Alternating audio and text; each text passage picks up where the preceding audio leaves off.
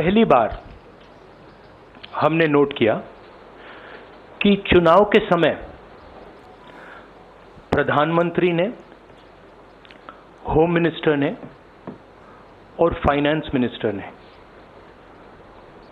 Stock market पर टिप्पणी दी। प्रधानमंत्री ने 2-3 बार, 4 बार देश को कहा कि स्टॉक मार्केट तेजी से आगे बढ़ने जा रही है। होम मिनिस्टर ने सीधा कहा कि 4 जून को स्टॉक मार्केट आसमान में जाएगी, लोगों को खरीदना चाहिए। और यही मैसेज फाइनेंस मिनिस्टर ने दिया। फर्स्ट, ये आज थोड़ा हम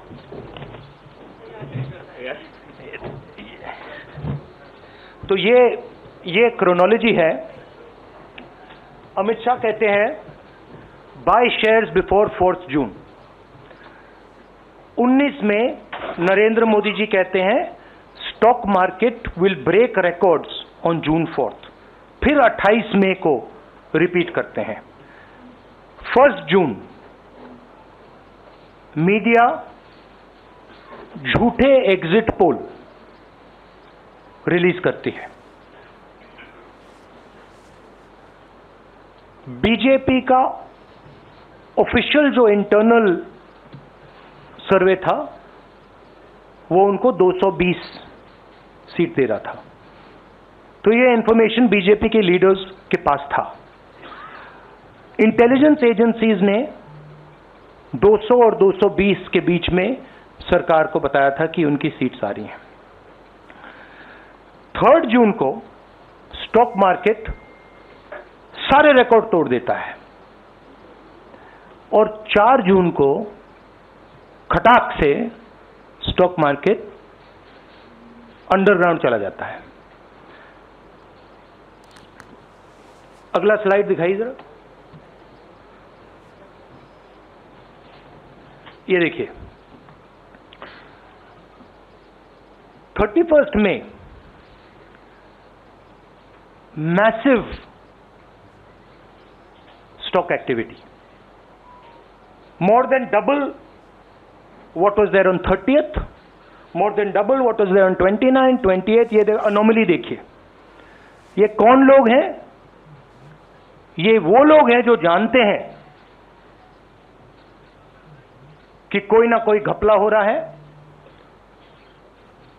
हजारों करोड़ रुपए यहां पे इन्वेस्ट हुए हैं। फॉरेन इन्वेस्टर्स ने इन्वेस्ट किए हैं और उसके बाद 30 लाख करोड़ रुपए का लॉस होता है। किसका लॉस होता है? रिटेल इन्वेस्टर्स का लॉस होता है। तो ये जो आप देख रहे हैं हिंदुस्तान की स्टॉक मार्केट की हिस्ट्री का सबसे बड़ा स्कैम है। और इसके बारे में हम कुछ सवाल पूछना चाहते हैं।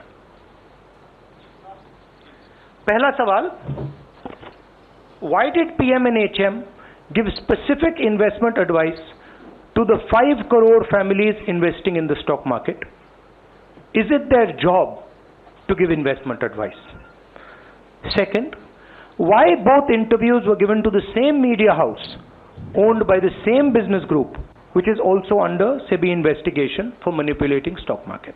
Third, what is the connection between the BJP, the fake exit pollsters and the dubious foreign investors who invested 1 day before the exit polls were announced and made a huge profit at the cost of 5 crore families?